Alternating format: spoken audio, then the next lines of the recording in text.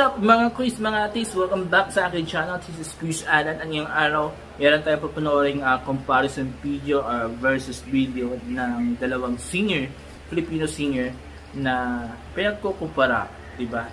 Hindi ko ginawa itong comparison pero ginawa tayo isa ng fan. Napanood ko ito sa TikTok, so yun. Bibigyan ko ng reaction yung video na yun, and later bibigay ko yung opinion ko rin kung ano yung masasabi ko sa naging performance nila. So ang tinutukoy ko pala is si Laika Estrella ng Tawag ng Tanghalan na isang champion this year 2023, at si Marian Osabel na grand winner rin ng The Clash Season 4 ng GMA. So papanoorin natin sila na mag-perform ng kantang Champions. So yung na ito patatagalin pa, papanoorin natin ang video, and later I'll be giving my reaction and opinion. So let's go! Laika Estrella.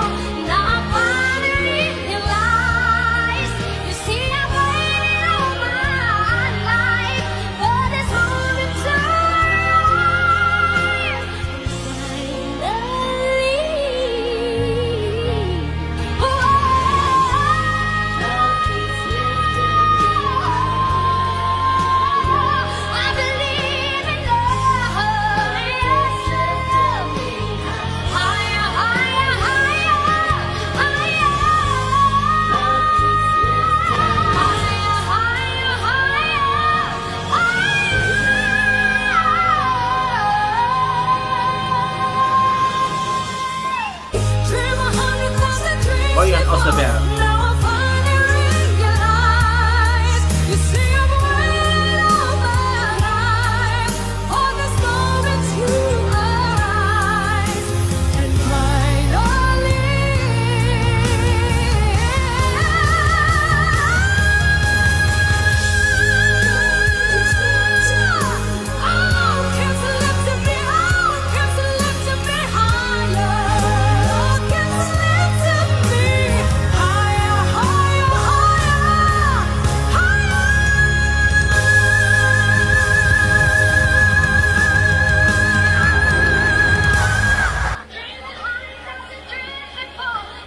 Okay, tayo napanood natin yung performance ni Laika Estrella at Marian Osabel, and this is my second time na nag-react ako sa yung comparison video ng dalawang singers na to. And again, pareho pa rin sabihin ko, tungkol kay Laika, yung arrangement is totally different. Second, yung poses ni Laika is very matinis, pero mataas yung naabot niyang note. Tapos style lang ng pagkanta ni Laika is also different, and with those three things, kaya medyo hindi ko sinasabing pangit or hindi magaling, but it's more of medyo masakit sa tainga kapag pinagiging ko mo yung purpose, pinapakinggan kami yung performance nilang dalawa, because yung sa nagbagi kong tatlo, as a listener, as a normal listener, as a fan, medyo talagang masakit siya sa tainga, and parang pilit na pilit, diba? Meanwhile, with Marian Osabel, boses maganda, malinis, klaro, at nakakaabot ng mataas na nota.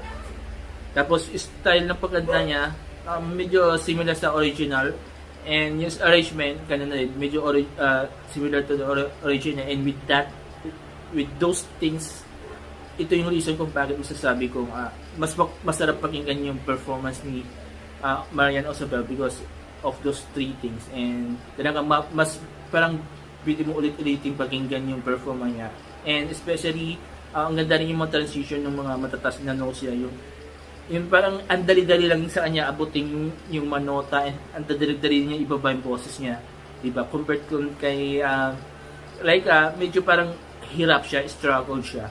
So yun, so nonetheless, there are both very good singers, and nasa mga fans na yan, sa mga listeners na yan, kung sino yung tipo nilang singers, yung pang medyo matinis o yung medyo malinis ang boses, diba? So kayo mga quiz at mga taste, sino ang pipiliin yung singers sa dalawa? Si Laika or si Marian when it comes to performing the song I believe. So, sabi ko kanina, champion. Yung kasi nang una ko nakita. So, I believe. So, yun. So, mag-comment na kayo dito sa baba. There you go. So, and also, kung nagusto nyo yung performance nila, mag-comment na rin. And also, itagdag pa dito yung binigay kong opinion and reaction, mag-comment kayo dito sa baba. And I will read all your comments and I will try to react or mag-reply back para sa inyo guys. There you go. So, I hope nagustuhan nyo lahat na nandito sa video ko. And before I end this video, please don't forget these 4 things while watching my videos on my channels. Comment, like, share, and subscribe to my channels. The Alan Ski Show, Proudly Bromley Vlogs, ang Pinoy Talaga channel, and the Batlang People Present. So, maraming salamat guys, and thank you sa patuloy niyong pagsuporta sa 4 kong channel, especially with my 2 channels. Yung main 2 channels ko na ngayon ay monetize na, ang Pinoy Talaga channel sa The Alan Ski Show. So, maraming salamat, and help sana hindi kayo magsawa, and please do drop your comments, requests or suggestions na gagawin ko ng reaction so that the future ma-feature dito sa channel ko, and also mabigyan ko ng shoutout mga nagbibigay ng request at suggestions. So there you go, maraming salamat, have a nice day, and bye bye.